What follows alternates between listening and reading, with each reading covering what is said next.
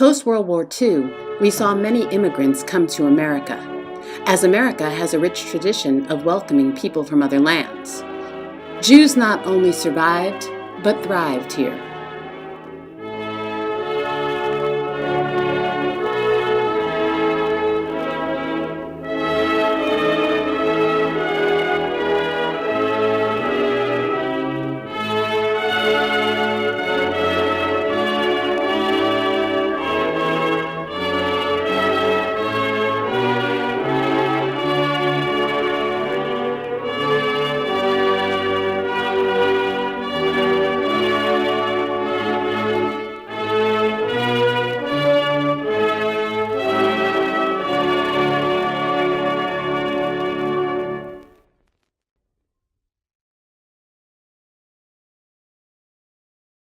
Finally, my husband, he was in the Navy. He was coming home. He was getting out, and my cousin was in the office selling them eggs.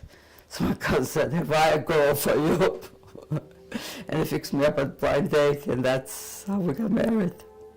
He promised me I'll never be cold and I'll never be hungry. He asked my cousin what does he look like. So he said, "Well, he has a special kit." He said he didn't tell me he was bald. He said he has a special kind of hair.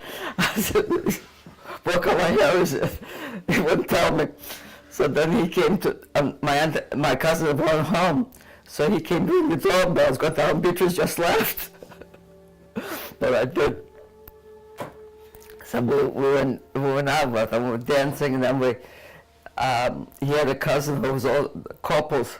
They started dating. So we were three couples to get that age. He had two other cousins who were still dating, so we always went out together. But he worked late, so he would come late. Grocery store was open till 9 o'clock, but 10 o'clock, the job, 11 o'clock I was ready to go to bed. So it was the local match, we got married. How long was I married for?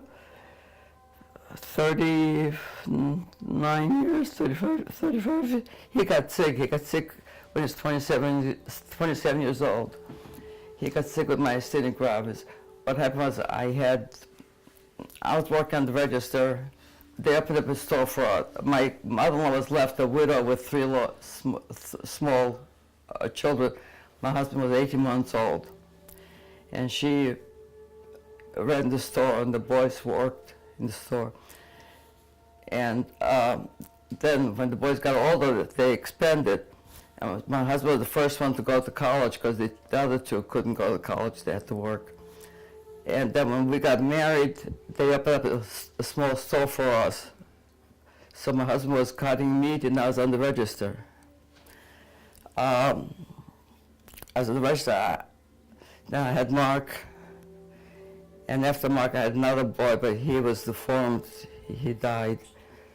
So my husband got sick with myasthenia gravis. The doctors thought because of the trauma of losing the baby, he got sick, but I don't know. I went with him to Mayo Clinic, Rochester, Florida. Went to Germany with him and every time we went to different doctors, they wanted to shake his hand because they didn't think somebody like him would survive so long. But he did. He lasted till, 72 years old? Yeah, well, we had to stop, but then the boys grew and they opened up more stores, bigger stores.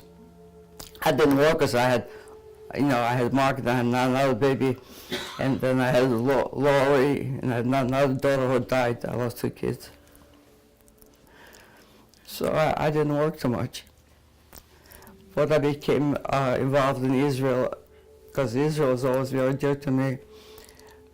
So I did a lot of volunteer work for Hadassah, for all church organizations. Well, I was a life member of most of Jewish organizations, and I contributed financially, and I helped them, whatever.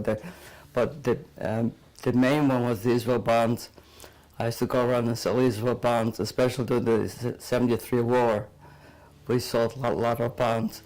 So I had to go and give speeches, and there was a Jewish organization with a bunch of old ladies that only spoke Yiddish.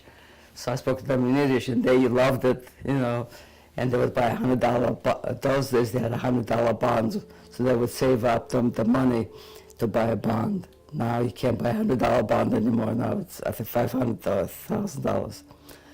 But and we used to have meetings and make lunches and dinners, and did a lot of cooking in my house, a lot of entertaining for the people from different organizations. Because we're in the grocery business, so that was easier to get food. And then 1981 I was honored by the State of Israel for the Israel bonds. Well, like my friend gets excited. I says, nobody got hurt, nobody's dying, It's not worth getting nervous about it. Life is too short and too precious. Once you die, you're finished. So you gotta live and enjoy, make the best of it. Because it's only one-way ticket. I belong to the child survivors of South Florida. Just enjoy life and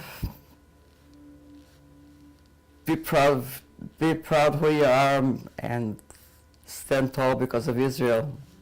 Because I think Israel has accomplished a lot with all the enemies and all the wars, and they have accomplished a lot more than any other country in the world. So because the Jews, we speak in schools that, stories, and I tell them that Hitler murdered 1.5 million children, and Hitler said whoever survives, they're not going to be normal. I tell them Hitler did not succeed. I tell my grandkids, my Ian, Josh, all my granddaughter, how successful they are. And can you imagine if the 1.5 million Jewish children survived, maybe a better world we would have? So the kids are very receptive, and the kids, you see the nice thank you letters we get from them. I really appreciate. We distributed 12,000 books to the kids. That's beautiful. And we teach them tolerance, bullying, no name calling. That's very important. No matter what color you are or what religion you are, we're all equals.